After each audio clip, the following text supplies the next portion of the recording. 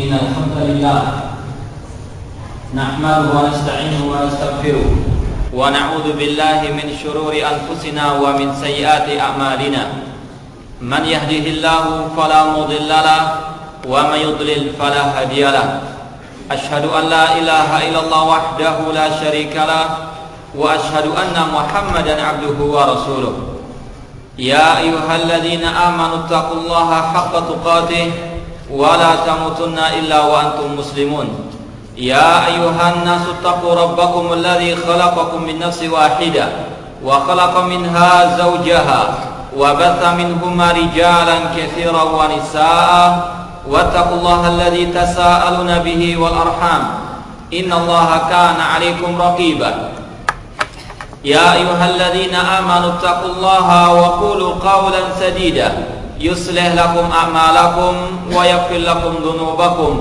ومن يطع الله ورسوله فقد فاز فوزا عظيما أما بعد فإن أصدق الحديث كتاب الله وخير الهدي هدي محمد صلى الله عليه وسلم وشر الأمور محدثاتها وكل محدثة بدعة وكل بدعة ضلالة وكل ضلالة في النار. Ikhwani fillah wa akhwati rahimani wa rahimakumullah. Marilah kita senantiasa memanjatkan puji syukur kepada Allah Subhanahu wa taala yang dengan limpahan nikmat, karunia serta hidayahnya kita masih bisa menghirup udara segar di atas cahaya Islam, di atas sunnah Rasul sallallahu alaihi wasallam. Semoga Allah Subhanahu wa taala menghidupkan kita dan mewafatkan kita di atas keduanya. Ma'asyiral muslimin, ikhwani fillah wa akhwati rahimani wa rahimakumullah. Pada kesempatan yang berbahagia ini tidak ada yang bisa saya sampaikan melainkan hanya sekedar mengulang kembali ilmu yang kita telah pelajari agar semakin mengokoh di dalam hati kita dan semakin kuat langkah-langkah kita di atasnya. Apa yang akan kita sampaikan berkaitan dengan kalimatul ikhlas, berkaitan dengan al-kalimatut thayyibah, berkaitan dengan al-urwatul wuthqa, berkaitan dengan kalimat tauhid la ilaha illallah. Ini insyaallah sudah sering kita dengarkan dan sering kita pelajari, namun kita mengulang kembali hal ini agar kita betul-betul mantap dalam melangkah di atasnya, dan semoga dengan itu Allah Subhanahu wa taala menjadikan kita sebagai orang-orang yang mengakhiri ucapannya dengan kalimat la ilaha illallah. Ikhwani fillah wa akhwati rahimani wa rahimakumullah. Insyaallah yang akan kita sampaikan ada 6 poin secara global tentang kalimatul ikhlas ini. Yang pertama tentang kedudukan dan keutamaannya. Yang kedua tentang makna yang sebenarnya dari kalimat ikhlas tersebut. Yang ketiga berkaitan dengan rukun-rukunnya. Yang keempat berkaitan dengan syurut syarat-syaratnya. Yang kelima berkaitan dengan asar, pengaruh, dampak positif dari kalimat tauhid tersebut. Dan yang keenam berkaitan dengan nawaqid la ilaha illallah, pembatal-pembatal la ilaha illallah. Ini 6 poin secara global yang insyaallah akan kita bahas meskipun tidak terlalu terperinci, namun sekedar hanya wadzakir fa inna dzikra tanfa'ul mu'minin. Peringatkanlah karena peringatan itu bermanfaat bagi orang-orang yang beriman. Yang pertama, ikhwani fillah wa akhwati rahimani wa rahimakumullah, berkaitan dengan keutamaan dan kedudukan kalimat tauhid tersebut. Pertama-tama akan kita sampaikan kedudukan kalimat tauhid ini dari ucapan Al-Imam Ibnu Qayyim rahimahullahu taala yang begitu indah ucapan beliau menjelaskan tentang kedudukan dan keutamaan kalimat tauhid la ilaha illallah tersebut. Marilah kita merenungkan bersama kalimat indah tersebut yang disampaikan oleh Al-Imam Ibnu Qayyim rahimahullah tentang bagaimana kedudukan kalimat tauhid la ilaha illallah. Beliau berkata, di dalam kitab beliau Zadul Ma'ad jilid yang pertama, dalam muqaddimahnya beliau berkata, wa hiya kalimatun qamat bihal ardu was samawat. Dengan kalimat tauhid inilah tegak langit-langit dan bumi Allah Subhanahu wa taala. Wa khuliqat li ajriha jami'ul makhluqat. Karena kalimat tauhid inilah semua makhluk diciptakan oleh Allah Subhanahu wa taala. Wa ma khalaqtul jinna wal insa illa liya'budun.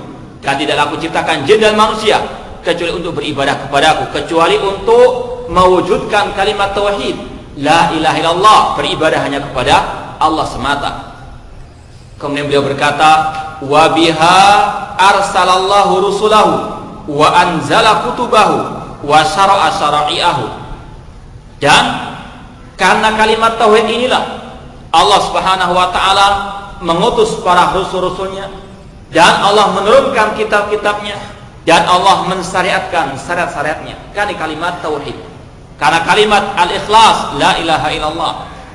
Wali ajriha nusibatil mawazin wa wudi'atid dawawi. Dan karena kalimat tauhid inilah Allah menegakkan timbangan pada hari kiamat, timbangan amal-amal manusia. Dan karena kalimat tauhid inilah Allah Subhanahu wa taala meletakkan catatan amal-amal perbuatan manusia. Semuanya karena kalimat tauhid la ilaha illallah. Wa qama sukul jannati wan nar. Dan karena kalimat tauhid ini pula Allah Subhanahu wa taala mendirikan pasar-pasar di surga dan di neraka.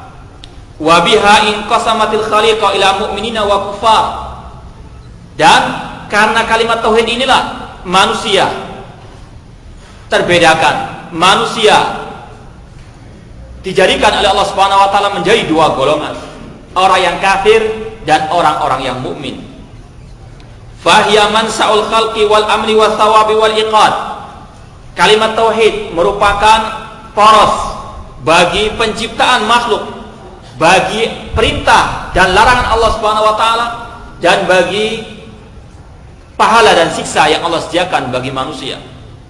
Porosnya adalah kalimat tauhid la ilaha illallah. Wa hiyal haqqul ladzi khuliqat lahul khaliqah.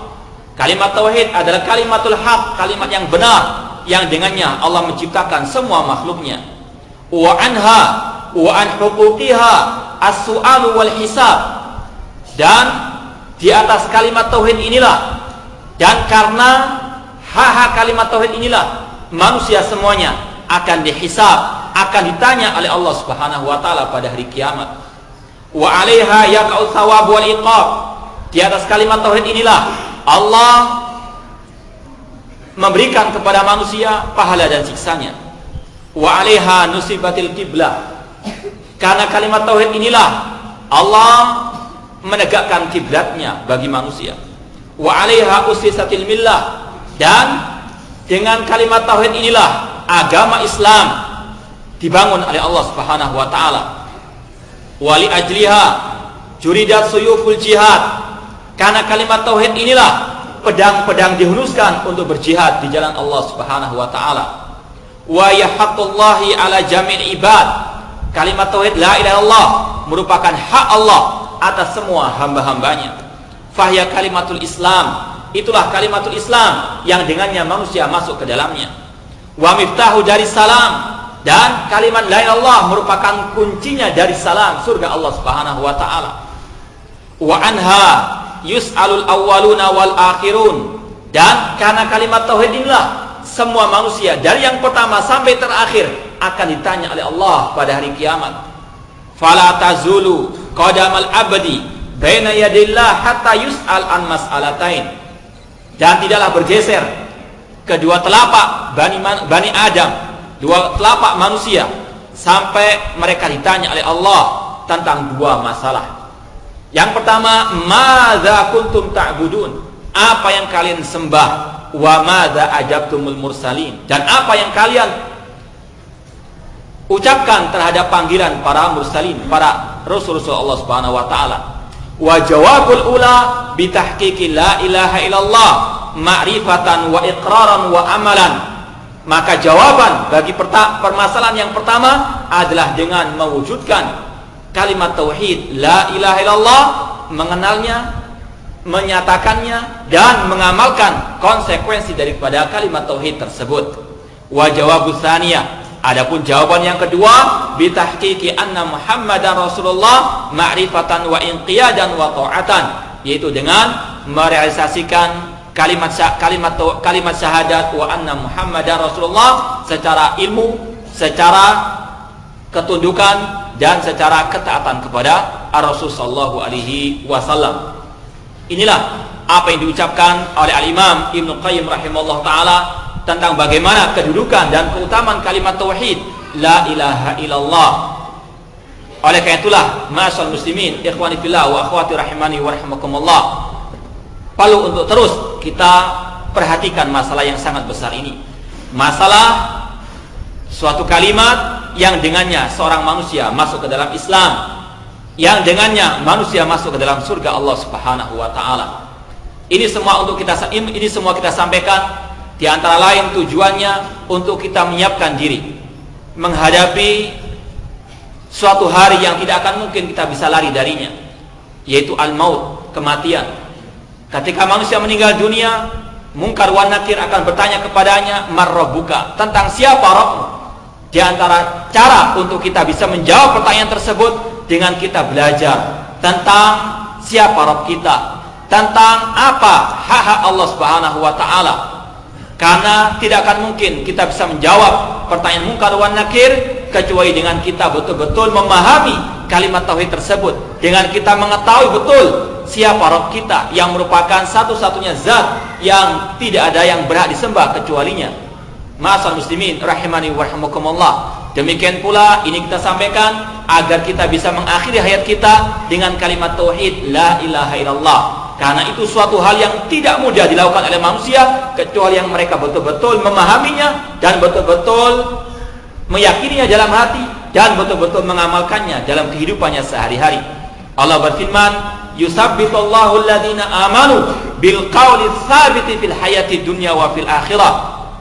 Allah mengokohkan, menguatkan orang-orang yang beriman dengan ucapan sabit, dengan ucapan la ilaha illallah ketika di dunia maupun di akhirat. Kata para ulama, tidak akan mungkin orang itu betul-betul meninggal dunia dalam keadaan bersyahadat la ilaha illallah kecuali pada waktu hidupnya dia penuhi dengan kalimat tauhid la ilaha illallah, dengan ucapan, dengan keyakinan, dan dengan amal perbuatannya. Semoga Allah Subhanahu wa taala mengakhiri hidup kita dengan ucapan tauhid la ilaha illallah. Kemudian ma'asyiral muslimin, ikhwani fillah wa akhwati rahimani wa rahimakumullah, di antara keutamaan dan kedudukan kalimat tauhid la ilaha illallah, bahwasanya kalimat tauhid la ilaha illallah merupakan nikmat Allah yang agung, merupakan nikmat Allah yang paling mulia. Seorang ulama as-salaf rahimahullahu taala, seorang ulama salaf yang bernama Sufyan bin Uyainah rahimahullahu taala, beliau pernah berkata, "Ma an'amallahu taala ni'matan ala 'abdin minal ibad a'zama min an arrafahum la ilaha illallah." Kata Sufyan bin Uyainah rahimahullahu taala, tidaklah Allah memberikan suatu nikmat kepada seorang hambanya yang lebih mulia daripada memperkenalkan, memahamkan kepada hamba tersebut tentang kalimat tauhid la ilaha illallah. Ini bukan suatu yang remeh, ini bukan suatu hal yang bisa kita sepelekan. Ini suatu masalah yang merupakan nikmat Allah yang terbesar. Kalau kita berbahagia, kalau kita bergembira dengan harta yang kita miliki, dengan nikmat-nikmat duniawi, maka mengapa kita tidak merasa berbahagia, bergembira dengan ucapan kalimat tauhid la ilaha illallah yang merupakan nikmat Allah yang termulia seperti yang dikatakan oleh Sufyan bin Uyainah rahimallahu taala. Kemudian yang berikutnya di antara kedudukan atau yang menunjukkan tentang keutamaan kalimat tauhid la ilaha illallah, bahwasanya kalimat tauhid merupakan sebaik-baik ucapan para anbiya dan para rasul alaihi wassalam. Sebagaimana yang telah disabdakan oleh Rasul sallallahu alaihi wasallam di dalam hadis yang diriwayatkan Imam Tirmidzi, Nabi bersabda, "Khairu du'a yaumi Arafah, wa khairu ma qultu ana wan nabiyyuna min qabli la ilaha illallah wahdahu la syarikalah. Kata Rasul SAW, sebaik-baik doa adalah doa pada hari Arafah, dan sebaik-baik apa yang aku ucapkan dan yang diucapkan oleh nabi-nabi sebelumku adalah ucapan la ilaha illallah wahdahu la syarikalah lahul mulku walal hamdu wa huwa ala kulli syai'in qadir. Ini yang diucapkan oleh Nabi SAW, ucapan yang paling baik yang diucapkan oleh manusia yang terbaik, yaitu para anbiya dan para rasul, adalah kalimat syahadat la ilaha illallah. Dan kalimat syahadat la ilaha illallah merupakan syahadat yang sangat agung, yang paling mulia, yang disaksikan oleh zat yang paling mulia dan oleh manusia-manusia makhluk Allah yang paling mulia. Allah berfirman, syahidallahu annahu la ilaha illa huwa wal malaikatu wa ulul ilmi qa'iman bil qisti la ilaha illa huwal azizul hakim. Telah bersaksi Allah Subhanahu wa taala, zat yang sangat mulia bersaksi bahwasanya tidak ada sesembahan yang hak kecuali Allah. Demikian pula malaikatnya dan para ulama ulul ilmi, zat yang paling mulia, makhluk yang paling mulia dan manusia yang paling mulia, semuanya bersaksi tentang suatu persaksian yang sangat agung, yaitu persaksian syahadat la ilaha illallah. Ini menunjukkan bagaimana kedudukan kalimat syahadat la ilaha illallah, yang merupakan ucapan terbaiknya para nabi dan para rasul. Bukan orang sembarangan, bukan manusia biasa, namun manusia yang termulia, yaitu para anbiya dan para rasul, bahkan malaikatnya dan para ulama. Kemudian di antara yang menunjukkan keutamaan kalimat tauhid la ilaha illallah, bahwasanya kalimat tauhid la ilaha illallah merupakan inti dakwah para anbiya dan para rasul, merupakan inti dakwah para pengikut para nabi dan para rasul. Seperti yang sudah sering kita sampaikan, bahwasanya mereka para nabi dan para rasul, inti dakwah mereka menyerukan kaum mereka, menyerukan manusia untuk mengucapkan kalimat tauhid la ilaha illallah. Allah berfirman, walaqad ba'atsna fi kulli ummatin rasulan an i'budullaha wajtanibut taghut. Dan sungguh kami telah mengutus kepada setiap umat seorang rasul untuk menyerukan kalimat tauhid la ilaha illallah, yang maknanya an i'budullah, sembahlah Allah saja dan jauhilah segala sesembahan selain Allah.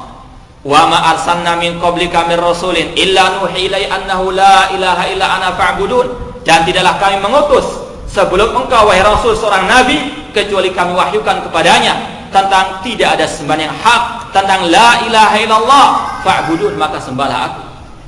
Ini inti dakwah para anbiya dan para rasul, dan itu pula yang diajarkan oleh Rasul kepada para sahabat beliau. Di antaranya Mu'adz bin Jabal, ketika beliau diutus ke negeri Yaman, Rasul SAW bersabda, innaka ta'ti qauman ahla kitab falyakun awwala ma tad'um ilaihi syahadatu alla ilaha illallah. Wahai Mu'adz, engkau akan mendatangi ahli kitab di negeri Yaman, maka jadikan dakwah pertamamu tentang kalimat tauhid la ilaha illallah. Maka sungguh mulia kalimat tauhid, maka sungguh rugi orang-orang yang tidak memperhatikan kalimat tauhid la ilaha illallah. Kemudian ma'asal muslimin rahimani wa rahimakumullah, di antara keutamaan kalimat tauhid la ilaha illallah, bahwasanya kalimat tauhid la ilaha illallah merupakan perisai bagi manusia dari api neraka, dan sekaligus sebagai kunci masuk surga Allah Subhanahu wa taala. Rasul SAW bersabda dalam hadis yang diriwayatkan Imam Bukhari, innallaha harrama 'alan nari man qala la ilaha illallah khalisan min qalbihi. Rasul bersabda, sesungguhnya Allah mengharamkan atas api neraka bagi orang-orang yang mengucapkan kalimat tauhid la ilaha illallah dengan ikhlas dalam hatinya, atau dalam riwayat lain yabtaghi bidzalika wajhahu, yang dengannya dia mengharapkan wajah Allah Subhanahu wa taala. Demikian pula Rasul bersabda, man kana akhiru kalami la ilaha illallah dakhalal jannah. Barang siapa yang akhir ucapannya pada waktu di dunia kalimat tauhid la ilaha illallah, maka dia masuk surga. Inilah kedudukan dan keutamaan kalimat tauhid yang sangat mulia, yang selayaknya untuk terus kita sampaikan, yang selayaknya untuk terus kita tanamkan dalam hati kita. Jangan pernah kita bosan dengan kalimat tauhid la ilaha illallah, naudzubillahi min dzalik. Justru dengan kita mengetahui keutamaan-keutamaannya dan bagaimana kedudukan kalimat tersebut, maka hal itu semakin mendorong kita untuk terus menggalinya dan terus untuk kita mempelajarinya. Apalagi kalau kita tahu bagaimana Ar-Rasul SAW 13 tahun di kota Mekah hanya mengumandangkan kalimat tauhid la ilaha illallah kepada bangsa Arab yang merupakan bahasa mereka, kalimat tauhid la ilaha illallah. Namun mengapa terkadang kita merasa bosan dengan kalimat tauhid la ilaha illallah tersebut? Ini poin yang pertama yang berkaitan dengan kedudukan dan keutamaan kalimat tauhid la ilaha illallah. Kemudian yang kedua berkaitan dengan masalah makna yang sebenarnya dari kalimat tauhid la ilaha illallah. Makna yang sebenarnya, makna yang benar dari kalimat tauhid tersebut adalah apa yang telah difirmankan oleh Allah Subhanahu wa taala dalam banyak sekali ayat-ayat Al-Qur'an, di antaranya dalam surat Luqman ayat yang ke-30. Allah Subhanahu wa taala berfirman, "Dzalika bi annallaha huwal haq wa anna ma yad'una min dunihi al-batil." Demikianlah bahwasannya Allah satu-satunya sesembahan yang hak dan bahwasannya selain Allah adalah sesembahan yang batil. Ini merupakan makna dari kalimat tauhid la ilaha illallah. Dzalika bi annallaha huwal haq wa anna ma yad'una min dunihi al-batil. Demikianlah bahwasanya Allah satu-satunya sesembahan yang hak dan selain Allah adalah sesembahan yang batil. Surat Luqman ayat yang ke-30 dan juga yang sama dengannya pada surat Al-Hajj ayat yang ke-62.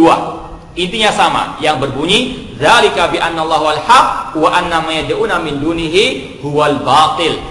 Demikianlah bahwasanya Allah satu-satunya sesembahan yang hak dan selain Allah adalah sesembahan yang batil. Ini yang wajib untuk kita memahaminya. Ini makna yang benar daripada kalimat tauhid la ilaha illallah.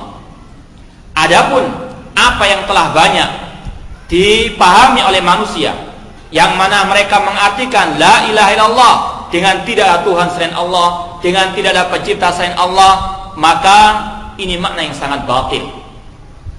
Atau kalau kita halusnya mengatakan kurang tepat untuk mengucapkan kalimat, untuk mengartikan kalimat tauhid la ilaha illallah. Dilihat dari beberapa segi. Kita katakan sekali lagi, mengartikan la ilaha illallah dengan tidak ada Tuhan atau pencipta selain Allah, ini makna yang batil dilihat dari beberapa segi. Yang pertama, kalimat tauhid la ilaha illallah secara bahasa al-ilah, ya kalau kita lihat dalam kamus-kamus dan juga pemahaman para ulama salaf, al-ilah secara bahasa itu maknanya al-ma'lu ay al-ma'bud, yang disembah. Bukan maknanya ar-rabb, sang pencipta atau Tuhan, namun maknanya adalah al-ilah, yang disembah. Jadi secara makna bahasa saja mengartikan la ilaha illallah dengan tidak ada Tuhan selain Allah itu sudah salah dari segi bahasa. Karena al-ilah menurut orang Arab, dan kalau kita lihat dalam kamus-kamus bahasa Arab, artinya adalah al-ma'bud, yang disembah. Bukan artinya Tuhan, bukan artinya al-khaliq atau sang pencipta. Ini yang pertama. Yang kedua, yang menunjukkan akan kesalahan orang yang mengucapkan yang mengartikan la ilaha illallah dengan tidak ada Tuhan atau pencipta selain Allah, bahwasanya hal ini tidaklah sesuai dengan fakta yang ada, tidaklah sesuai dengan kenyataan yang ada. Kalau kita renungkan arti tidak ada Tuhan selain Allah, tidak ada pencipta selain Allah, maka ini tidaklah sesuai dengan fakta yang ada. Karena apa? Karena banyak Tuhan-Tuhan selain Allah yang disembah oleh manusia. Sebagaimana Allah berfirman di dalam surat Al-Baqarah ayat 165, wa minan nasi man yattakhidhu min dunillahi andada yuhibbunahum kahubbillah. Di antara manusia ada orang-orang yang menjadikan sekutu-sekutu, tandingan-tandingan bagi Allah. Demikian pula ketika Nabi Yusuf berkata kepada dua sahabatnya yang dipenjara, a'arbabun mutafarriquna khairun amillahul wahidul qahar. Apakah Tuhan-Tuhan yang banyak itu lebih baik ataukah Allah yang Maha Esa lagi Maha Perkasa? Banyak Tuhan-Tuhan yang bertebaran di alam semesta ini. Bagaimana dikatakan tidak ada Tuhan selain Allah? Maka ini kata para ulama merupakan pengartian yang tidak sesuai dengan fakta yang ada. Fakta yang ada di lapangan bahwasanya banyak Tuhan-Tuhan selain Allah Subhanahu wa taala yang disembah oleh manusia. Itu segi yang kedua yang menunjukkan tentang kesalahan orang yang mengartikan la ilaha illallah dengan tidak ada Tuhan atau pencipta selain Allah Subhanahu wa taala. Kemudian yang ketiga, di antara yang menunjukkan kesalahan hal tersebut, bahwasanya orang-orang Arab jahiliyah, orang-orang musyrikin jahiliyah, mereka adalah orang yang fasih bahasa Arab. Mereka adalah orang yang paham bahasa Arab. Maka mereka lah orang yang paling tahu tentang kalimat tauhid la ilaha illallah, karena itu bahasanya mereka. Apa yang mereka artikan, apa yang mereka pahami tentang ucapan kalimat tauhid la ilaha illallah. Ketika Nabi SAW menyeru kepada mereka untuk mengucapkan la ilaha illallah, mereka menjawab, aja'alal alihata ilahan wahida inna hadza la syai'un ujab. Apakah Muhammad itu ingin menjadikan sesembahan yang banyak ini sesembahan yang satu saja? Ini yang mereka pahami tentang kalimat tauhid la ilaha illallah, yaitu menjadikan sesembahan hanya satu saja, yaitu Allah Subhanahu wa taala. Ini merupakan pemahaman orang-orang Arab jahiliyah yang mereka paham kalimat tauhid la ilaha illallah karena itu bahasa mereka, dan itu pun diikrarkan oleh Allah di dalam Al-Qur'anul Karim. Sebagaimana juga Allah berfirman di dalam, kalau tadi surat Shad ayat yang kelima, Allah juga berfirman dalam surat As-Saffat ayat 35 sampai 36, innahum kanu idza qila lahum la ilaha illallah yastakbirun wa yaquluna a inna la tariku alihatina li syairin majnun. Mereka orang-orang musyrikin jahiliyah, ketika mereka diseru untuk mengucapkan kalimat la ilaha illallah, yastakbirun, mereka sombong, mereka congkak, mereka angkuh. Mereka mengatakan, a inna la tariku alihatina, apakah kami akan meninggalkan sesembahan-sesembahan kami li syairin majnun, untuk mengikuti orang yang gila dan orang penyair yang gila, yaitu kata mereka Nabi Muhammad SAW. Intinya mereka paham apa arti la ilaha illallah. Mereka mengartikan la ilaha illallah adalah meniadakan semua sesembahan dan menetapkan hanya Allah sesembahan yang hak. Dan itu makna yang diikrarkan di dalam Al-Quran tentang kalimat tauhid la ilaha illallah. Oleh karena itulah para ulama mengatakan, sungguh sangat disayangkan orang-orang musyrikin mereka paham la ilaha illallah, namun mengapa orang muslimin yang mereka mengikrarkannya, yang mereka mengucapkannya, yang mereka mengumandangkannya di dalam azan dan dalam zikir-zikir mereka tidak paham tentang kalimat tauhid la ilaha illallah. Dan ketidakpahaman hal ini bukan hanya sekedar salah dalam mengartikan, namun juga salah dalam mempraktekkan. Mereka yang beribadah kepada selain Allah, mereka yang beribadah kepada wali-wali yang telah mati, ketika mereka salah memahami, ketika mereka salah mengartikan, mereka mengatakan kami masih muslimin karena kami masih mengikrarkan bahwasanya tidak ada pencipta selain Allah Subhanahu wa taala. Mereka tidak tahu bahwasanya praktek mereka yang menyembah selain Allah membatalkan kalimat tauhid mereka la ilaha illallah. Kesalahan dalam mengartikan ini menyebabkan kesalahan dalam mempraktekkan kalimat tauhid la ilaha illallah. Oleh karena itulah ini bukan masalah yang sepele, ini masalah surga dan neraka, masalah iman dan kufur. Kemudian yang keempat, di antara hal yang menunjukkan akan kesalahan orang yang mengartikan la ilaha illallah dengan tidak ada Tuhan selain Allah, bahwasanya yang paling tahu juga tentang makna kalimat syahadat la ilaha illallah adalah mereka para anbiya dan para rasul, yang mereka lah orang-orang yang pertama kali mengumandangkannya, yang menyerukannya kepada manusia. Mereka para anbiya dan para rasul, mereka menyeru kaum mereka untuk mengucapkan la ilaha illallah. Maka mereka lah orang yang juga paling paham tentang apa arti la ilaha illallah. Lalu apa yang mereka pahami tentang kalimat tauhid la ilaha illallah? Allah abadikan pemahaman mereka tentang arti la ilaha illallah untuk dijadikan pelajaran bagi semua manusia. Apa itu arti la ilaha illallah? Seperti yang sudah kita sampaikan tadi, walaqad ba'atsna fi kulli ummatin rasulan an ibudullaha wajtanibut taghut. Dan sungguh kami telah mengutus kepada setiap umat seorang rasul yang mereka menyerukan an ibudullah, sembahlah Allah saja, tinggalkan sesembahan selain Allah. Ini makna la ilaha illallah. Wa ma arsalna min qablika min rasulin illa nuhi ilaihi annahu la ilaha illa ana fa'budun. Arti la ilaha illallah adalah sembahlah Allah semata. Demikian pula kalau kita lihat dakwah para anbiya satu persatu, dimulai dari Rasul pertama Nabi Nuh alaihissalam. Dalam surat Al-A'raf ayat ke-59 Allah berfirman, walaqad arsalna nuhan ila qaumihi faqala ya qaumi ibudullah ma lakum min ilahin ghairuh.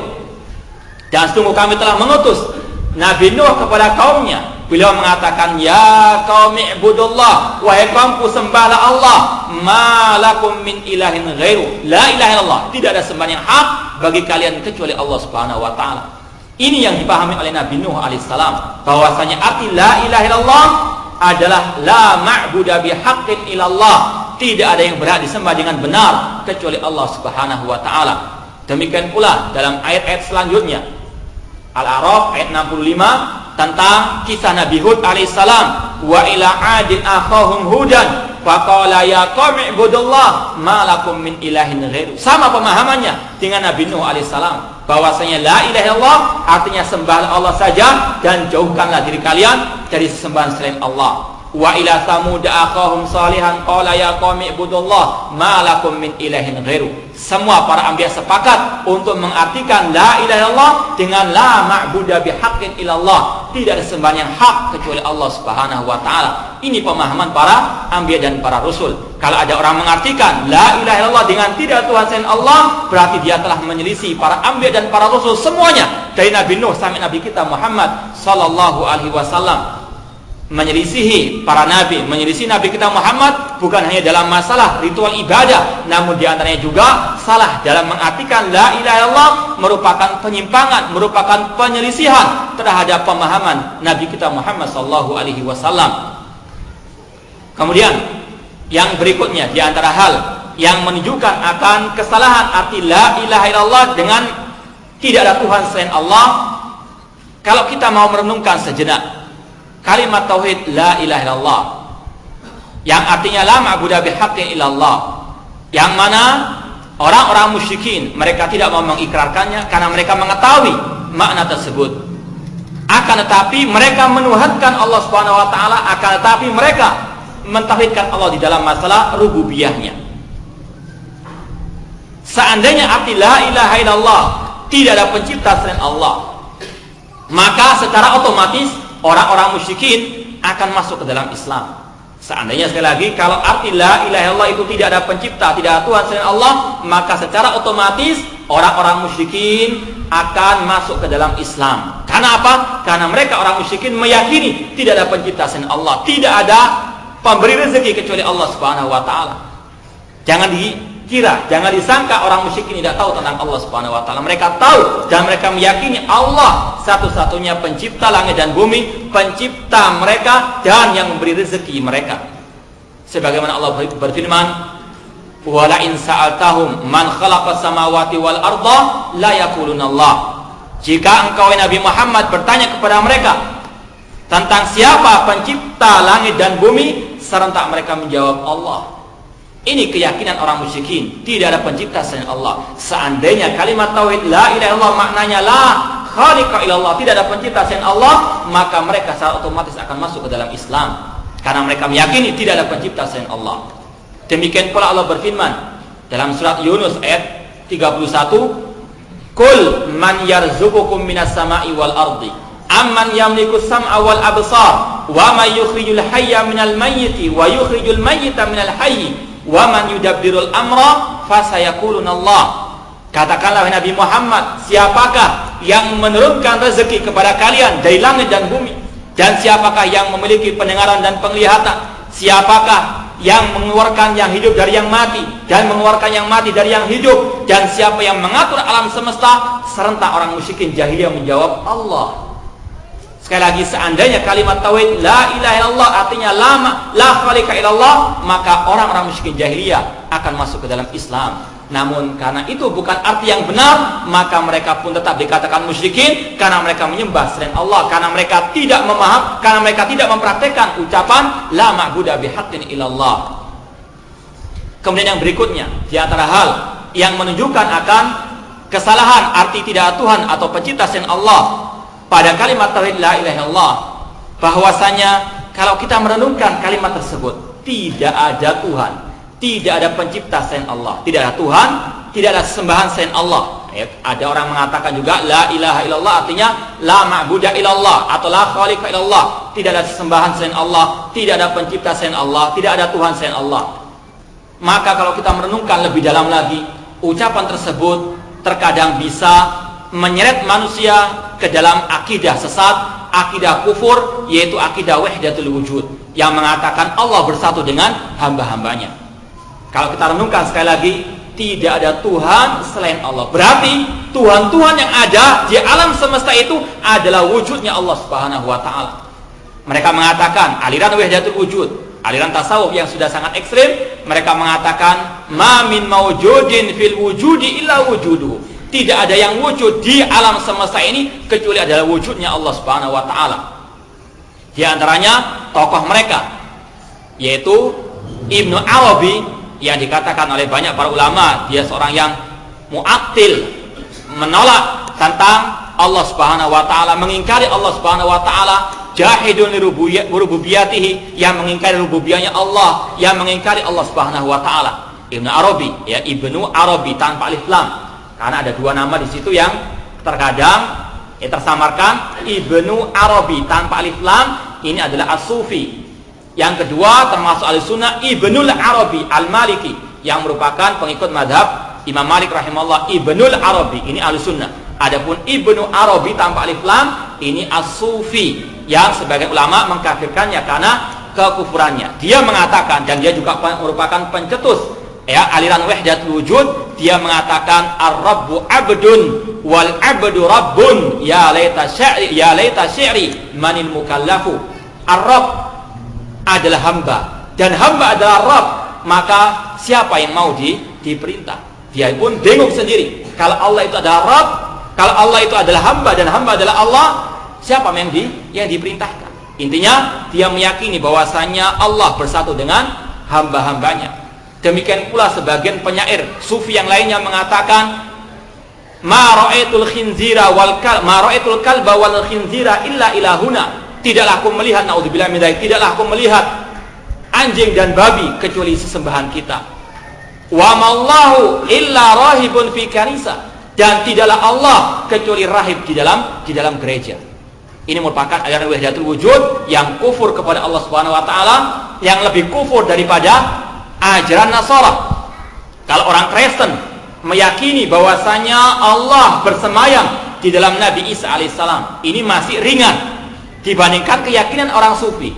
Karena Allah kalau bersatu dengan Nabi Isa makhluk yang mulia, seorang nabi. Namun orang sufi mengatakan Allah bersatu dengan semua makhluk-makhluknya, bahkan yang terhina sekalipun seperti babi dan anjing. Naudzubillah min dzalik.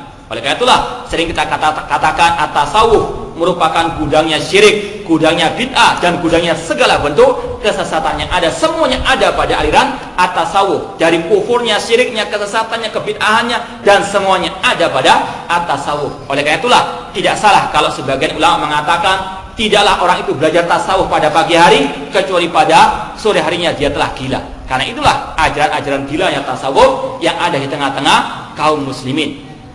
Intinya sekali lagi, ucapan tidak ada Tuhan selain Allah ini kalau kita renungkan secara dalam, ini akan mengarah kepada aliran wahdatul wujud. Bahkan mereka aliran tasawuf yang sudah sangat ekstrim, mereka mengatakan bahwasanya yang benar pada zaman Nabi Musa itu adalah Fir'aun.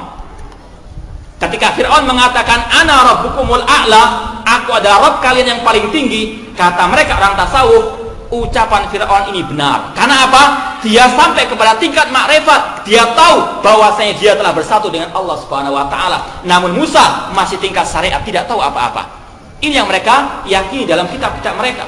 Bahwasanya para penyembah berhala, kata mereka, orang-orang musyrikin jahiliyah, ketika mereka menyembah berhala, kata mereka, orang-orang tasawuf, sebetulnya mereka adalah menyembah Allah yang telah menjelma, yang telah bersatu dengan berhala-berhala tersebut. Itulah makna tidak ada Tuhan selain Allah, tidak ada sesembahan selain Allah, yang mereka mengartikan bahwasanya semuanya adalah Allah Subhanahu wa taala. Ini adalah ucapan yang kufur dan lebih kufur daripada keyakinan orang-orang An-Nasara. Na'udzubillahi min dzalik. Ini arti la ilaha illallah. Sekarang kita masuk pada poin yang ketiga. yaitu tentang arkan la ilaha illallah, tentang rukun-rukun la ilaha illallah. Kita mengetahui ibadah-ibadah seperti salat, haji dan seterusnya memiliki arkan, rukun-rukun yang wajib untuk ditunaikan oleh seorang yang beribadah di dalamnya, yang mana tidak sah salat tanpa rukunnya. Di antaranya sujud, ruku, takbiratul ihram merupakan rukun salat. Tanpa itu tidak sah salat orang tersebut. Demikian pula dengan kalimat tauhid la ilaha illallah yang merupakan rukun Islam yang pertama.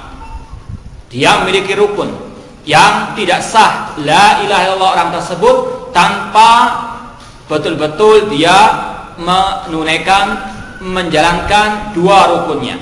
Kalimat tauhid la ilaha illallah memiliki dua rukun yang disebutkan oleh para ulama dengan istilah nafyun wa isbat, meniadakan dan menetapkan, yang mana keduanya itu tergambarkan dalam ucapan kita la ilaha. Ini meniadakan sesembahan selain Allah Subhanahu wa taala. Nafyun meniadakan semua sesembahan selain Allah. Illallah menetapkan hanyalah Allah satu-satunya sesembahan yang hak. Inilah yang dinamakan al-isbat. Nafyun wa isbat. La ilaha nafyun meniadakan semua sesembahan selain Allah. Illallah menetapkan hanyalah Allah satu-satunya sesembahan yang hak. Dan itulah yang Allah firmankan dalam surat Al-Baqarah ayat 256, wa may yakfur bit-taghut wa yu'min billah faqad istamsaka bil urwatil wuthqa. Barang siapa yang kufur kepada taghut, sesembahan selain Allah, dan dia beriman kepada Allah, dia bertauhid kepada Allah, maka dia telah berpegang dengan al-urwatul wuthqa. Kata sebagian ulama tafsir, urwatul wuthqa adalah kalimat tauhid la ilaha illallah. Jadi rukun la ilaha illallah ada dua, meniadakan semua sesembahan selain Allah dan menetapkan hanyalah Allah satu-satunya sembahan yang hak. Tidak cukup hanya kita meyakini Allah sesembahan kita, namun harus kita yakini tidak ada sembahan yang hak kecuali Allah. Kita ingkari semua sesembahan selain Allah Subhanahu wa taala. Tidak boleh ada keraguan sama sekali. Kita yakini semua sesembahan selain Allah adalah sesembahan yang batil. Dzalika bi anna Allaha huwal haq wa anna ma yad'una min dunihil batil. Demikianlah bahwasanya Allah satu-satunya sembahan yang hak dan selain Allah adalah sesembahan yang batil. Dan itulah Islam yang sebenarnya.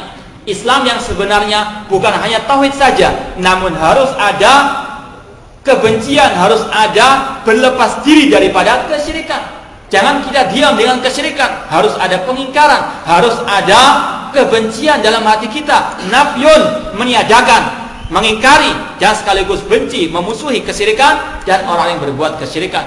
Sebagaimana hal ini yang diucapkan oleh Syekhul Islam Muhammad bin Abdul Wahhab rahimahullah dalam kitab beliau Al-Usul Tsalatsa. Ketika beliau mengartikan apa itu Islam, beliau mengartikan al-Islam al-istislamu lillahi bitauhid wal inqiyadu lahu bitta'ah wal bara'atu minasyirki wa ahlihi. Islam adalah menyerahkan diri kepada Allah dengan bertauhid kepadanya dan tunduk patuh kepada ketaatan kepada Allah dan berlepas diri dari kesyirikan dan orang-orang yang berbuat kesyirikan. Inilah dua rukun la ilaha illallah yang harus ada pada diri seorang muslim ataupun muslimah. Jika salah satunya hilang, tidak sah Islamnya, tidak sah kalimat tauhidnya la ilaha illallah.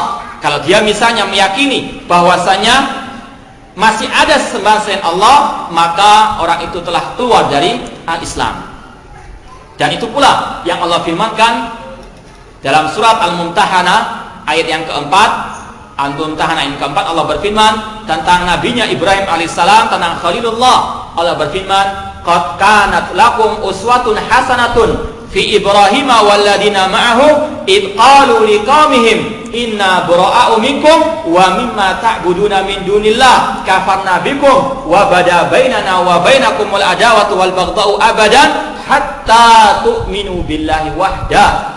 Allah berfirman, sungguh telah ada suri teladan yang baik pada diri Ibrahim dan para nabi-nabi bersama beliau ketika mereka mengatakan kepada kaumnya, sesungguhnya kami berlepas diri dari kalian dan apa yang kalian sembah selain Allah. Telah nampak permusuhan kami dan kalian selama-lamanya hatta tu'minu billahi wahda, sampai kalian beriman kepada Allah. Mengingkari, meniadakan, baru beriman kepada Allah Subhanahu wa taala. Tidak cukup hanya beriman, harus ada pengingkaran, harus ada peniadaan. Nafyun wa isbatun, meniadakan dan menetapkan hanya Allah satu-satunya sesembahan yang hak. Ini dua rukun la ilaha illallah yang harus terus kita tanamkan dalam diri kita. Jika tidak, naudzubillahi min dzalik, bisa rusak kalimat tauhid kita la ilaha illallah. Kemudian poin yang keempat berkaitan dengan masalah syurut la ilaha illallah. Syarat-syarat la ilaha illallah. Telah kita sampaikan tadi tentang keutamaan kalimat tauhid la ilaha illallah. Rasul bersabda, innallaha harrama 'alan nari man qala la ilaha illallah yabtaghi bidzalika wajhahu. Sesungguhnya Allah mengharamkan kepada api neraka atas orang-orang yang mengucapkan kalimat tauhid la ilaha illallah dan dia mengharapkan wajah Allah Subhanahu wa taala. Man kana akhir kalami la ilaha illallah dakhalal jannah. Barang siapa yang akhir ucapannya kalimat tauhid la ilaha illallah, dia masuk surga. Hadis riwayat Imam Hakim. Apakah semudah itu masuk surga? Apakah semudah itu orang dicegah dari api neraka?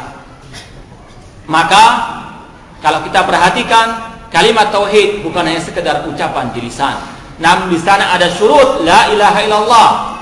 Seperti yang pernah ditanyakan kepada seorang ulama tabi'in, Wahab bin Munabbih rahimahullahu taala. Beliau pernah ditanya, "Alaisa la ilaha illallah miftahul jannah?" Bukankah la ilaha illallah itu kuncinya surga? Beliau menjawab, "Bala, betul. Walakin ma min miftahin illa walahul asnan." Akan tetapi tidaklah sebuah kunci kecuali ada gigi-giginya. Idza ataita bimiftahin walahul asnan futihat lakal jannah wa illa lam tuftah laka. Apabila engkau datang pada hari kiamat dengan membawa kalimat tauhid la ilaha illallah dengan gigi-giginya, dengan syarat-syaratnya, maka akan dibukakan surga bagimu, dan jika tidak akan dibukakan surga bagimu. Ini yang wajib untuk kita pahami. Kalimat tauhid la ilaha illallah bukan hanya sekedar ucapan di lisan, namun di sana ada arkannya, di sana ada syarat-syaratnya, di sana ada konsekuensi-konsekuensinya yang harus kita jalankan. Jika tidak akan bermanfaat kalimat tauhid la ilaha illallah tersebut. Seperti yang diucapkan juga oleh seorang ulama yang bernama Hafidz Al-Hakami rahimahullahu taala. Beliau berkata, "Wa bi syurutin sab'atin qad quyyidat wa fi nususil wahyi haqqan waradat fa innahu lam yantafi qailuha bin nutqi illa haitsu yastakmiluha."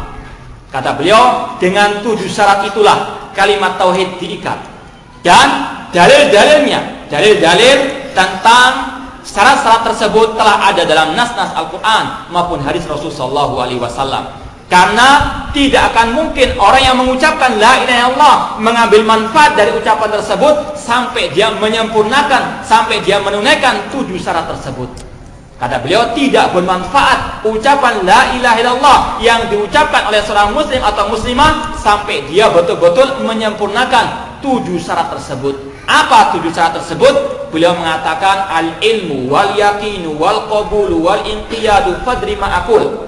Ilmu, keyakinan, penerimaan, ketundukan. Wasidqu wal ikhlasu wal mahabbah. Ikhlas, kejujuran dan kecintaan. Sekarang kita akan bahas sedikit satu persatu tentang 7 syarat tersebut. Yang pertama kata beliau, syarat la ilaha illallah. Ini sebagaimana ibadah yang lain. Salat ada syaratnya, wudu syarat salat. Ya, orang menghadap kiblat syarat salat, tidak sah salat tersebut tanpa menunaikan syarat-syarat salat tersebut. Demikian pula dengan la ilaha illallah, ada syarat-syaratnya. Jika tidak diamalkan, tidak sah la ilaha illallahnya. Ini bukan masalah sepele, masalah iman dan kufur kepada Allah Subhanahu wa taala. Yang pertama di antara syarat la ilaha illallah adalah al-ilmu. Ilmu, mengilmui tentang la ilaha illallah. Allah berfirman, fa'lam annahu la ilaha illallah. Ketahuilah bahwasanya tidak ada sembahan yang hak kecuali Allah Subhanahu wa taala. Al-Imam Al-Bukhari rahimahullah ketika membawakan ayat ini, beliau mengucapkan al-ilmu qabla al-qawli wal amal. Ilmu itu sebelum orang berucap dan sebelum orang itu beramal. Kalau kita diwajibkan untuk belajar ilmu agama secara umum, Rasul bersabda, "Talabul ilmi faridatun ala kulli muslimin." Rawahu Ibnu Majah. Belajar ilmu agama merupakan kewajiban bagi setiap muslim dan juga muslimah. Ini secara umum. Kalau orang itu mau sholat harus belajar dahulu bagaimana sholatnya Rasulullah SAW. Demikian pula yang lebih ditekankan tentang masalah kalimat tauhid la ilaha illallah. Kalau masalah rukun Islam yang kedua sholat, yang ketiga misalnya zakat atau puasa atau haji dan seterusnya, diwajibkan kita belajar ilmunya. Apalagi masalah syahadat la ilaha illallah, wajib untuk kita pahami ilmunya, terutama tentang arkan la ilaha illallah, tentang makna yang sebenarnya dari kalimat tauhid la ilaha illallah. Karena ilmu merupakan sumber kebaikan. Man yuridillahu bi khairan yufaqihu fid din. Barang siapa yang Allah kehendaki kebaikan baginya, Allah akan pahamkan dia dalam urusan agamanya. Di antaranya masalah ilmu tentang kalimat tauhid la ilaha illallah. Kedua, di antara syarat la ilaha illallah adalah keyakinan, al-yaqin. Allah berfirman, innamal mu'minuna alladzina amanu billahi wa rasulihi tsumma lam yartabu. Surat Al-Hujurat ayat yang ke-15, Allah berfirman, sesungguhnya orang-orang yang beriman yang sebenarnya adalah orang yang beriman kepada Allah dan Rasulnya, tsumma lam yartabu, kemudian tidak ragu, yakin dengan seyakin-yakinnya bahwasanya Allah sesembahan yang hak, selain Allah adalah sesembahan yang batil. Harus ada keyakinan. Inilah Islam mengajarkan suatu prinsip. Islam mengajarkan suatu keyakinan. Harus orang itu punya prinsip agar dia tidak terombang-ambing dengan arus yang ada. Bahwasanya kalau orang itu mengucapkan la ilaha illallah harus yakin tidak ada sembahan yang hak kecuali Allah, tidak boleh ragu. Kalau orang itu ragu misalnya, mungkin saja yang disembah oleh Nasara itu benar, mungkin saja wali-wali yang mati itu bisa mengabulkan doa misalnya, maka orang itu telah kufur kepada Allah, syirik kepada Allah, telah batal kalimat tauhidnya la ilaha illallah, karena dia tidak mengamalkan al-yakin, keyakinan dalam dia mengucapkan kalimat tauhid la ilaha illallah. Kemudian yang ketiga, di antara syarat la ilaha illallah adalah al-qabul, menerima dengan lapang dada ucapan kalimat tauhid tersebut. Bukan seperti orang-orang musyrikin yang mereka sebagaimana Allah firmankan tadi, innahum kanu idza qila lahum la ilaha illallah yastakbirun. Sesungguhnya mereka apabila diucapkan la ilaha illallah mereka sombong. Ini orang musyrikin. Adapun orang mukminin mereka menerima, mereka betul-betul lapang dada dalam menerima kalimat tauhid la ilaha illallah. Kemudian yang keempat, al-inqiyad, tunduk patuh kepada konsekuensi kalimat tauhid la ilaha illallah.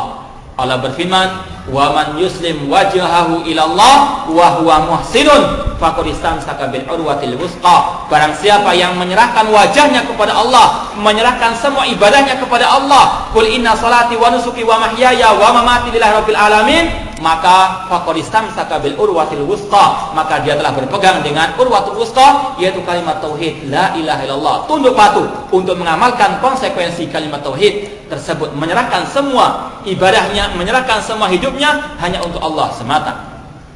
Kemudian yang kelima, di antara syarat la ilaha illallah adalah as-sidqu, kejujuran. Mengucapkan kalimat tauhid tersebut dari lubuk hati yang terdalam. Betul-betul dia jujur dalam mengucapkannya, bukan seperti orang munafiqun. Idza ja'akal munafiquna qalu nashhadu innaka la rasulullah wallahu ya'lamu innaka la rasuluh wallahu yashhadu innal munafiqina lakadzibun. Apabila datang kepada engkau wahai Rasul orang-orang munafiqun, mereka mengatakan engkau adalah utusan Allah, Allah tahu engkau adalah utusannya, dan Allah tahu mereka orang munafiqun adalah lakadzibun. Orang mukminun mereka harus jujur dalam keyakinannya, demikian pula jujur dalam lisannya, tidak berdusta. Kemudian yang keenam, di antara syarat la ilaha illallah adalah al-ikhlas. Al-ikhlas artinya menyerahkan semua bentuk ibadah kepada Allah, ikhlas dalam beribadah kepada Allah Subhanahu wa taala, dan menyerahkan semua hidupnya untuk Allah. Wa ma umiru illa liya'budullaha mukhlishina lahud-din. Dan tidaklah mereka diperintah kecuali untuk mengikhlaskan agama ini hanya untuk Allah semata. Dan yang ketujuh, di antara syarat la ilaha illallah adalah al-mahabbah, cinta kepada kalimat tauhid la ilaha illallah, cinta kepada orang yang bertauhid. Al-hubbu fillah wal bughdu fillah, cinta karena Allah dan benci karena Allah Subhanahu wa taala.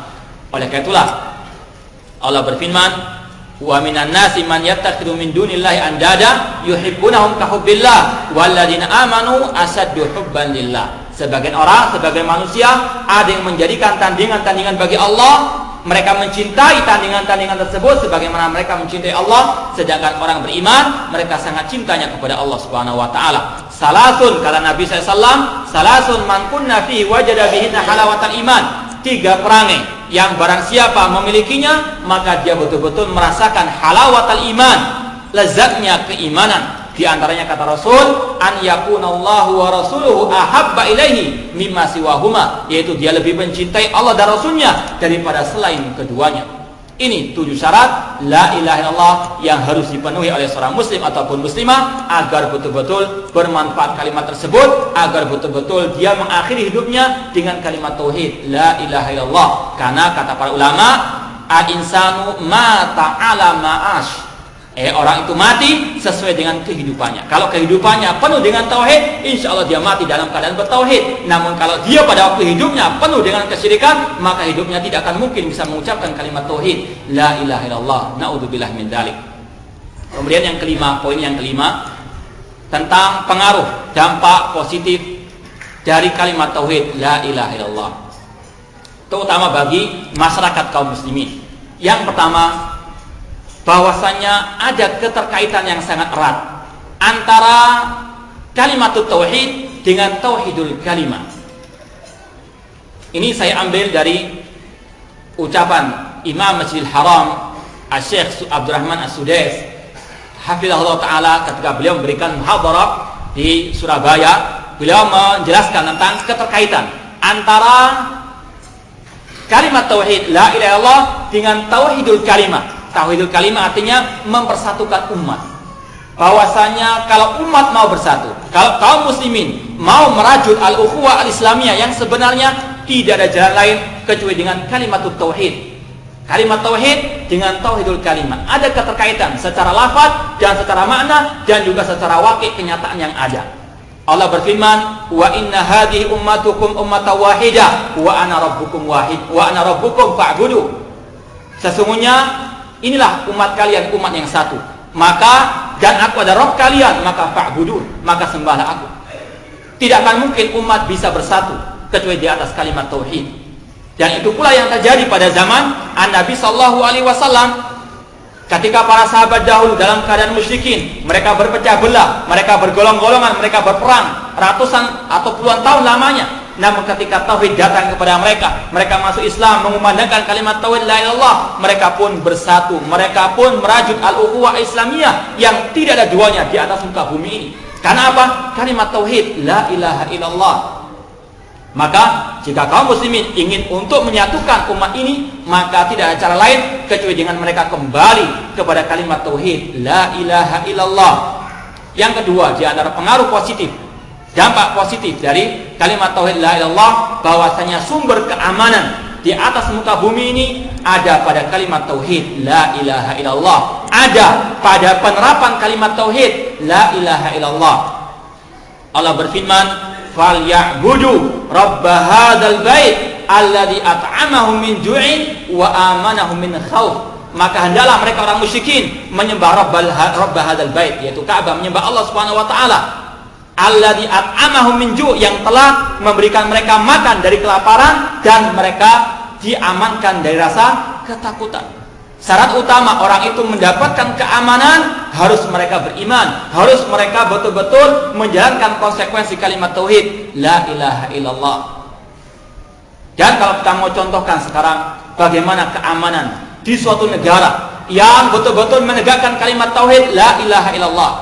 Kita ingat Saudi Arabia, negara yang dibangun di atas tauhid, yang sampai sekarang betul-betul gencar dalam berjuang menegakkan kalimat tauhid.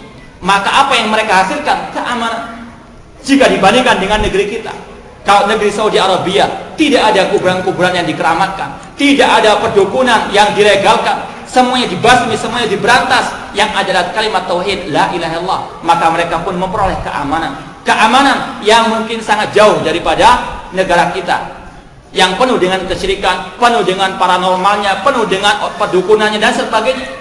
Ini semuanya adalah sumber malapetaka, dan itulah sumber keamanan at-tauhid.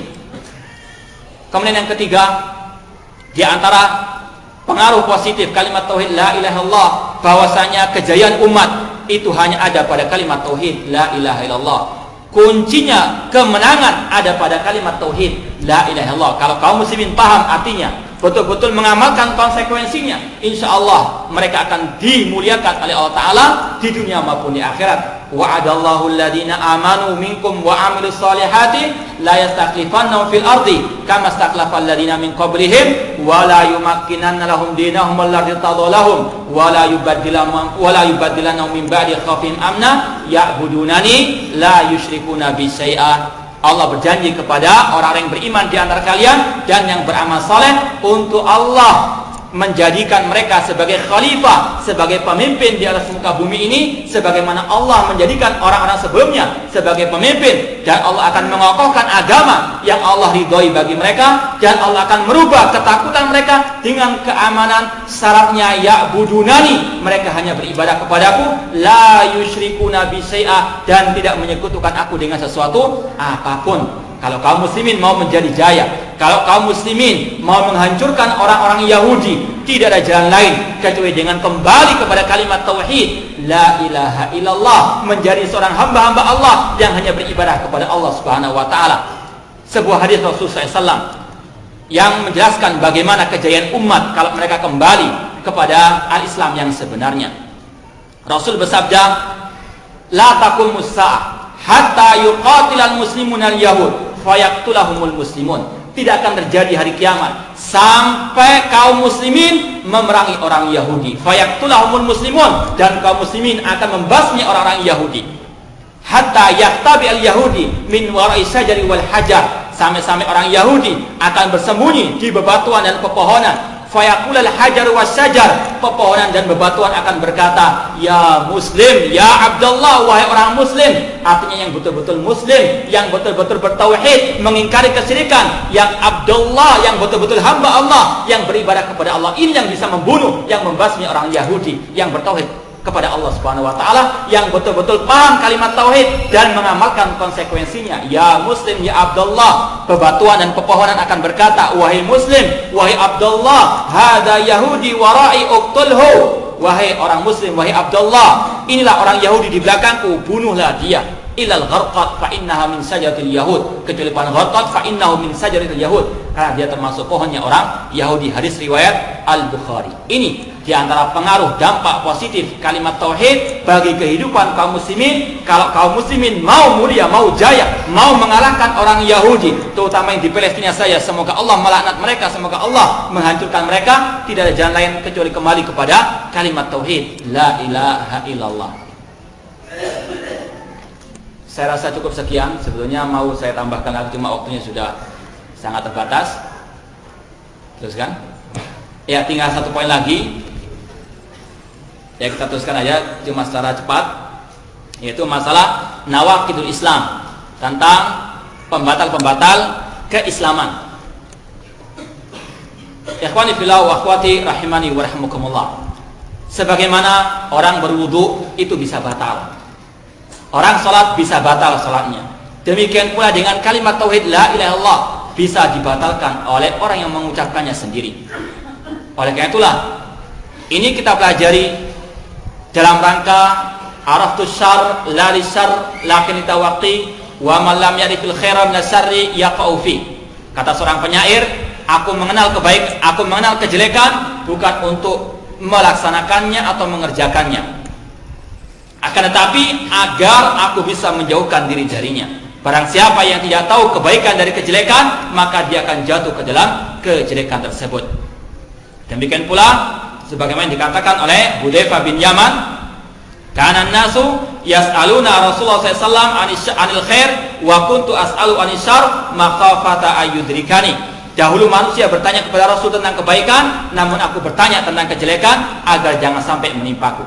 Kita belajar, mempelajari, membacakan tentang nawaqid la ilaha illallah, pembatal-pembatal la ilaha illallah, agar jangan sampai pembatal-pembatal tersebut menimpa diri kita. Naudzubillah min dzalik.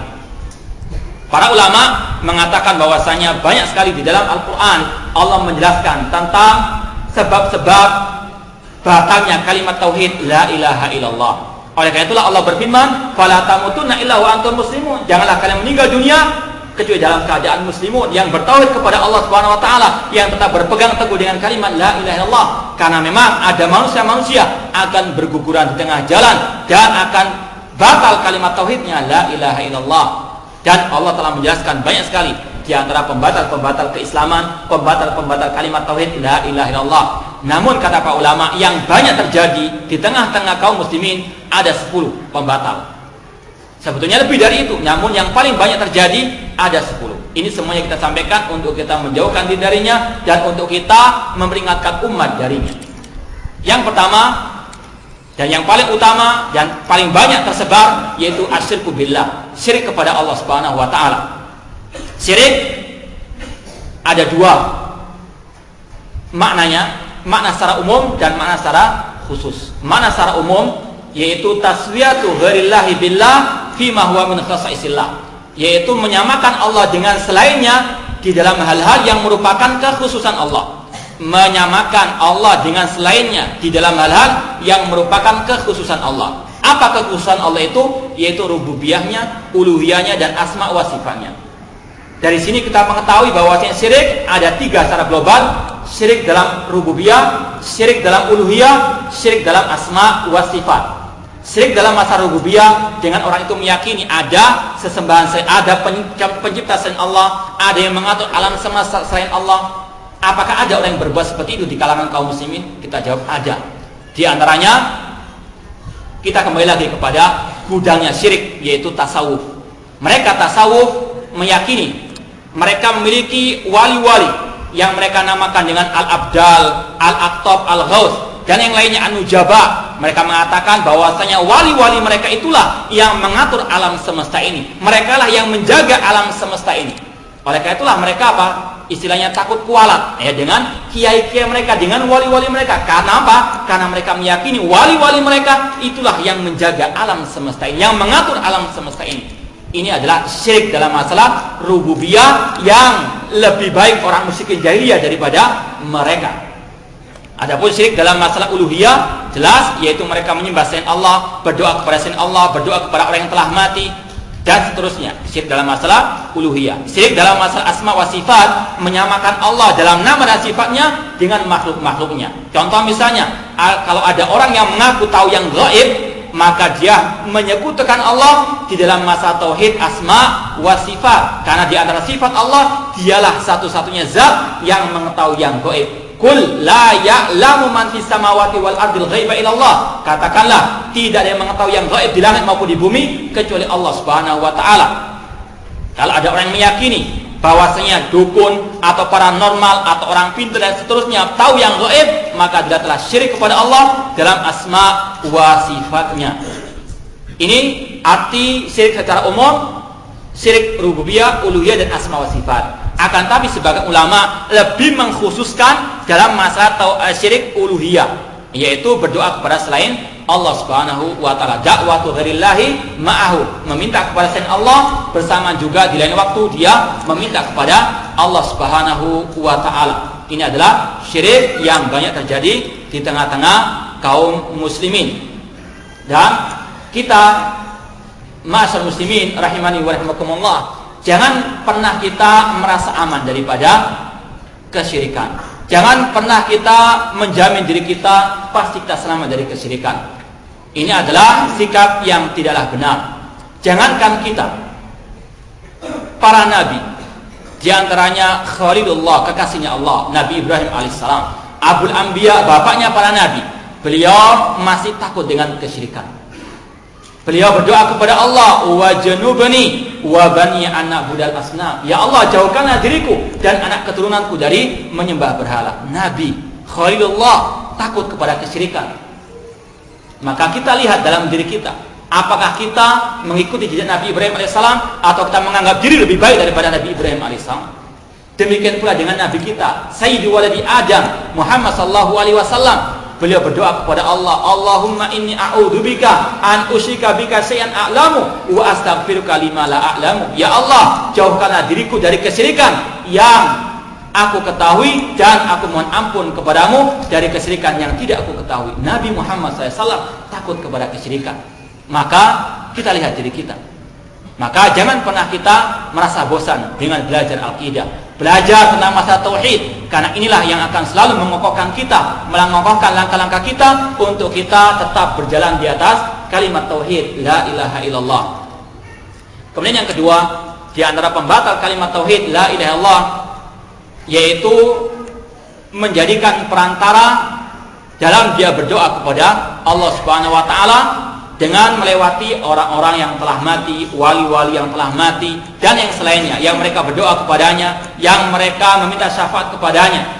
Ini sebetulnya poin yang hampir sama dengan yang pertama, masalah syirik, akan tetapi para ulama menyendirikan pembahasannya karena ini yang terkadang sangat rancu di tengah-tengah kaum muslimin. Akan tetapi yang wajib kita yakini, menjadikan perantara antara dia dengan Allah dalam beribadah, dalam dia berdoa, ini adalah syirik kepada Allah Subhanahu wa taala. Allah berfirman dalam surat Az-Zumar ayat yang ketiga, walladzina takhadhu min duni awliya ma na'buduhum illa liqarribuna ila Allahi zulfa. Dan orang-orang yang menjadikan sekutu-sekutu bagi Allah, mereka berkata, tidaklah kami beribadah kepada wali-wali yang telah mati itu, akan tetapi mereka hanya mendekatkan kami kepada Allah dengan sedekat-dekatnya. Mereka beralasan hanya tawassul, tidak meminta kepada orang yang mati, namun tetap Allah memvonis orang itu walladzina takhadhu min duni, menjadikan sekutu bagi Allah, berbuat syirik kepada Allah Subhanahu wa taala. Wa ya'buduna min dunillah ma la yadurruhum wa la yanfa'uhum wa yaquluna haula'i syufa'auna indallah. Mereka beribadah kepada selain Allah yang tidak bisa mendatangkan madarat ataupun manfaat bagi mereka, dan mereka mengatakan mereka hanya sekedar pemberi syafaat kami di sisi Allah Subhanahu wa taala. Namun Allah tetap mengatakan mereka menyembah kepada selain Allah Subhanahu wa taala. Kemudian yang ketiga, di antara pembatal keislaman atau la ilaha illallah, yaitu malam yukafir al musyrikin au syakka fi kufrihim au sahaha madhabahum. Barang siapa yang tidak mengkafirkan orang musyrikin atau orang-orang kafir, yang dimaksud di sini adalah non muslim. Jangan disalahpahami. Yang dimaksud di sini adalah barang siapa yang tidak mengkafirkan orang-orang musyrikin atau orang-orang kafir yang non muslim, orang Yahudi, orang Nasara, orang-orang Buddha, orang Hindu, atau dia ragu akan kekafiran mereka, atau mungkin menyetujui ajaran mereka, maka dia kafir, keluar dari Islam, tidak sah kalimat tauhidnya la ilaha illallah.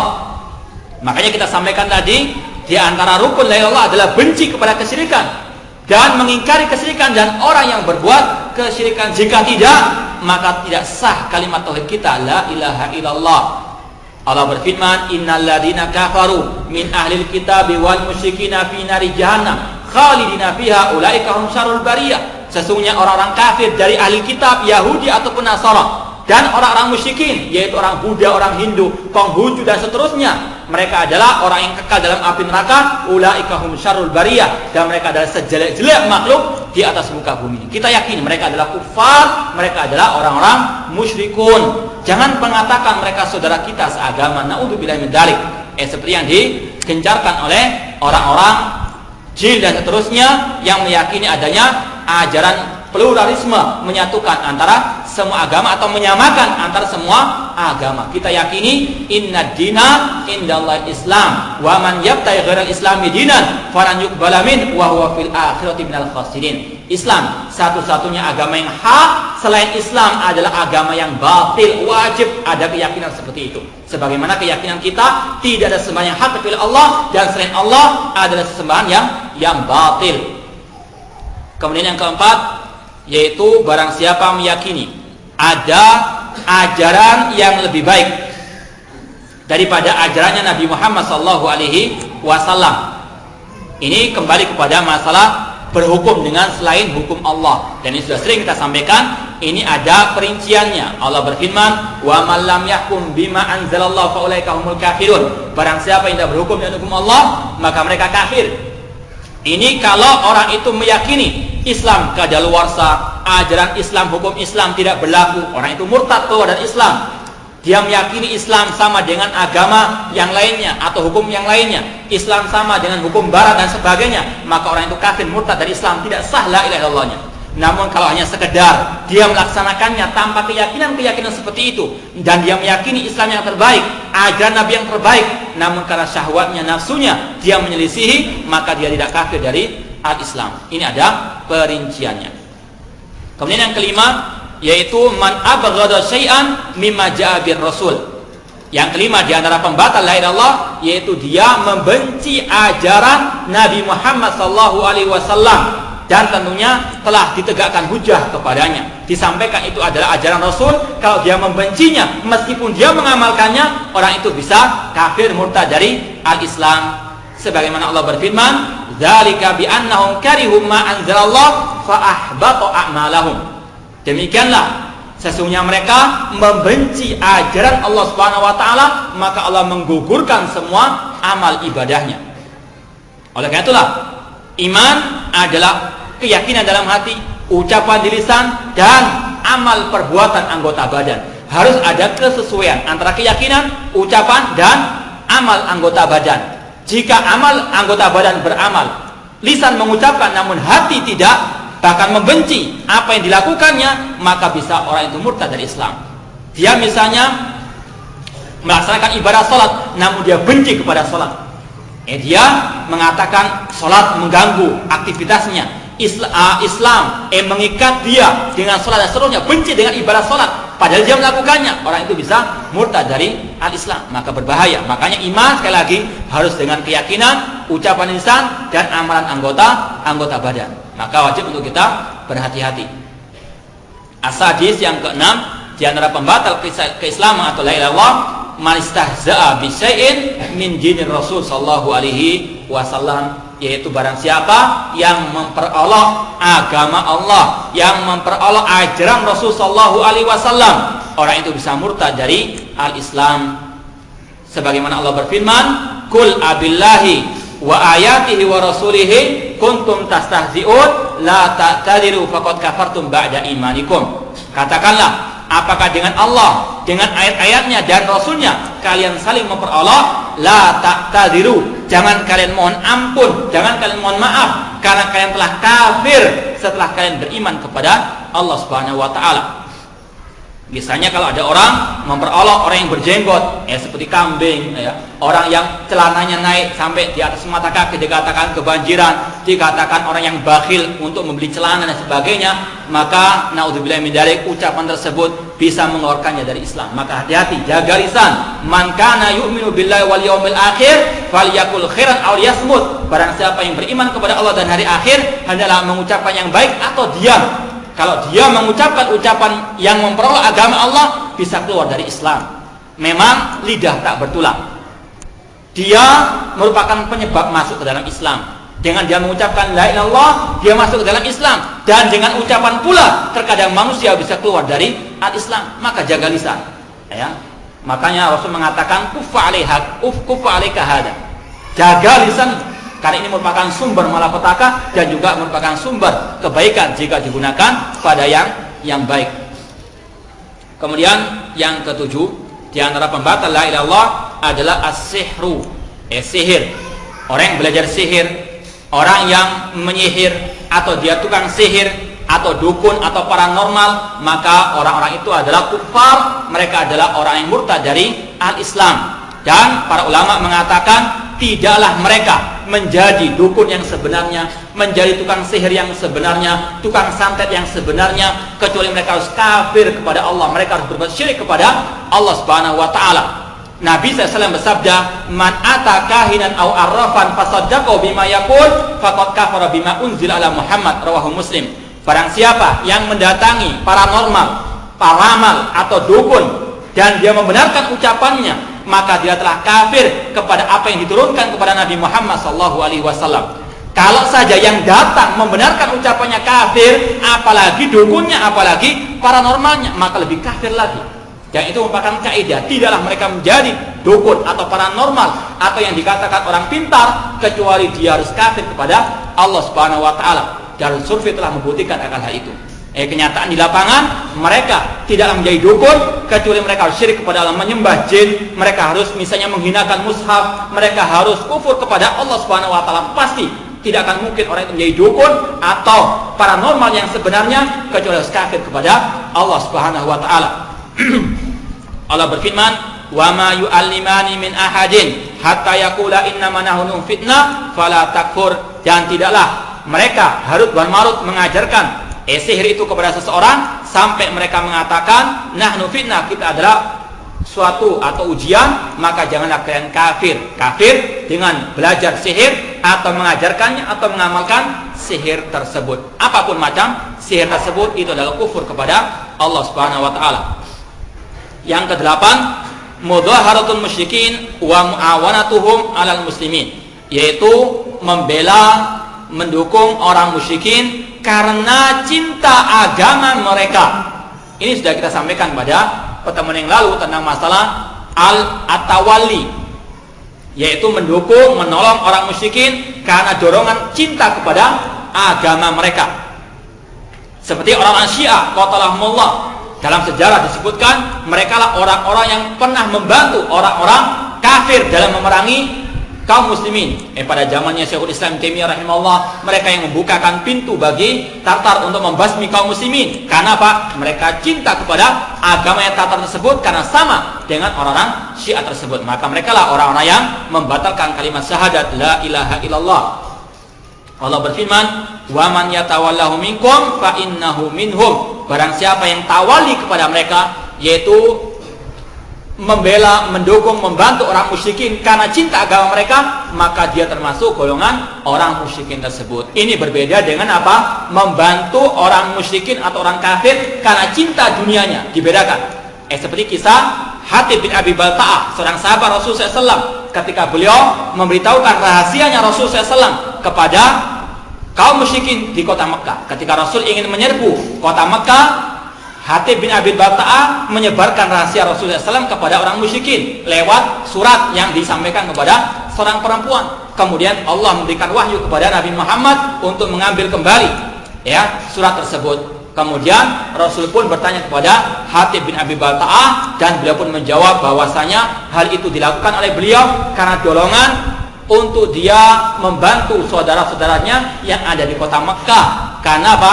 Takut jangan sampai saudara-saudaranya itu diganggu oleh orang musyrikin di kota Mekah tersebut. Tujuannya membantu orang musyrikin untuk urusan dunia, cinta kerabatnya. Maka ini tidaklah menjadikan orang itu murtad dari al-Islam. Ini bedakan, dan ini merupakan garis pemisah antara Ahlussunnah sekarang dengan kelompok al-Khawarij atau kelompok teroris yang mudah mengkafirkan tanpa memperinci hal-hal seperti ini.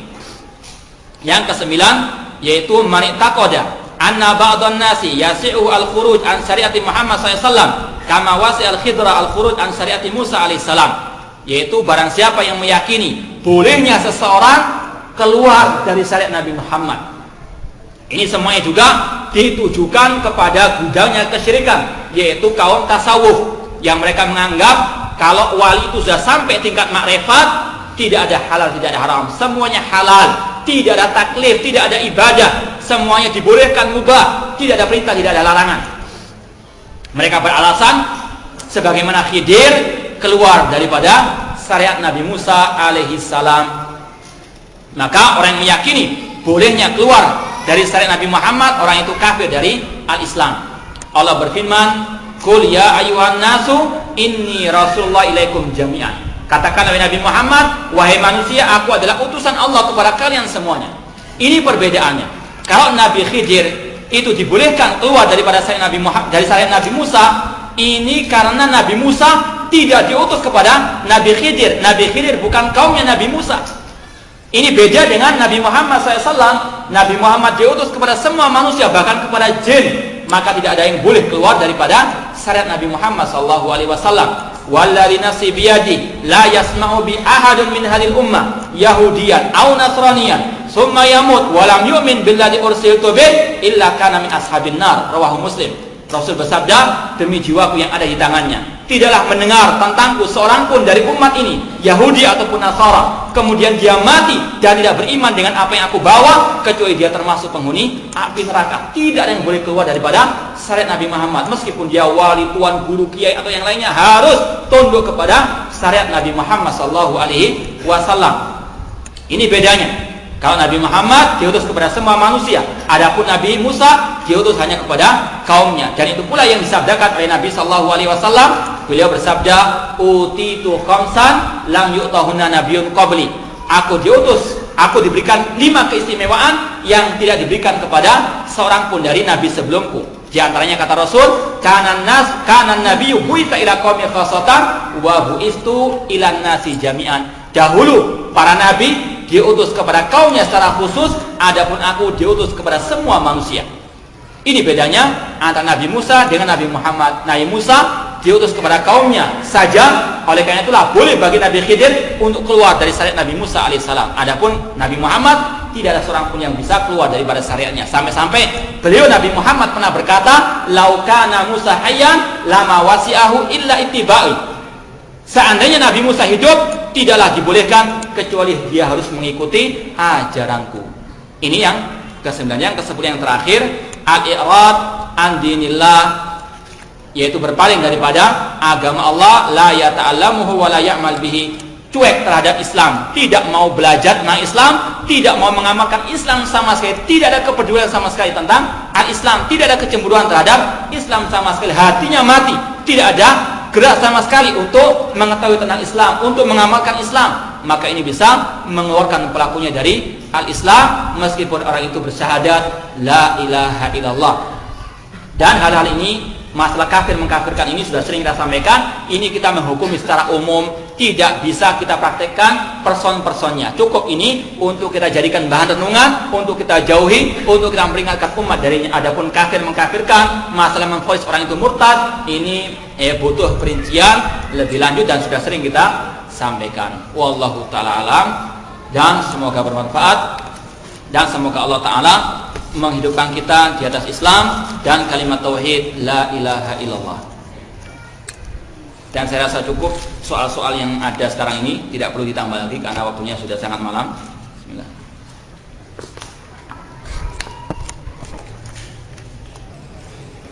Ada pertanyaan, apakah sama sekali tidak akan masuk surga orang yang mengucapkan kalimat tauhid tanpa merealisasikan rukun dan syaratnya? Ya, kita katakan yang tidak melaksanakan rukun dan syarat la ilaha illallah, maka orang tersebut telah tidak sah kalimat tauhidnya la ilaha illallah. Dan kalau seperti itu keadaannya, orang itu pasti masuk neraka, kekal di dalam api neraka. Sebagaimana kita katakan tadi, innal ladzina kafaru min ahlil kitab wal musyrikina fi nari jahannam khalidina fiha, kekal selama-lamanya, tidak akan mungkin masuk surga kalau dia tidak mengamalkan rukun dan syarat la ilaha illallah.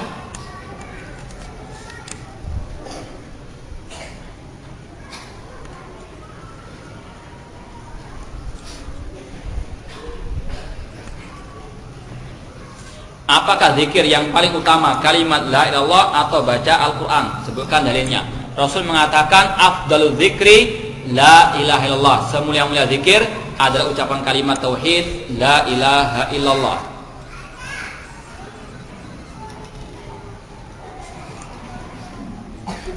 Yang terakhir, semua penjelasan Ustadz mengenai kesalahan makna la ilaha illallah anak paham kecuali poin yang ke-6, yaitu mengarah kepada pemahaman wahdatul wujud. Apa hubungannya? Tolong Anda jelaskan, Anda benar-benar tidak paham. Saya jelaskan lagi. Kalau orang itu mengucapkan tidak ada Tuhan selain Allah, kita katakan terkadang, tadi kalau nggak salah kita katakan terkadang mengarah kepada ucapan kelompok wahdatul wujud yang meyakini bahwasanya semua sesembahan selain Allah itu hakikatnya adalah wujudnya Allah Subhanahu wa Ta'ala. Karena kalau kita renungkan sekali lagi, tidak ada Tuhan selain Allah, berarti Tuhan-Tuhan yang ada itu adalah wujudnya Allah Subhanahu wa Ta'ala. Dan ini merupakan keyakinan aliran wahdatul wujud yang mereka meyakini bahwasanya orang-orang musyrikin zaman jahiliyah ketika mereka menyembah berhala, hakikatnya kata mereka itu menyembah Allah Subhanahu wa Ta'ala yang telah menyatu dengan berhala-berhala mereka tersebut. Ketika Fir'aun mengatakan ana rabbukumul a'la, kata mereka Fir'aun itu benar karena Fir'aun telah sampai tingkat makrifat yang telah bersatu dengan Allah. Maka dia mengatakan semua Tuhan, semua yang ada di atas muka bumi ini adalah wujudnya Allah Subhanahu wa Ta'ala. Mudah-mudahan apa yang kita sampaikan bermanfaat, dan mohon maaf kalau ada hal-hal yang kurang berkenan. Wa akhiru da'wana anil hamdulillahirabbil alamin. Wassalamualaikum warahmatullahi wabarakatuh.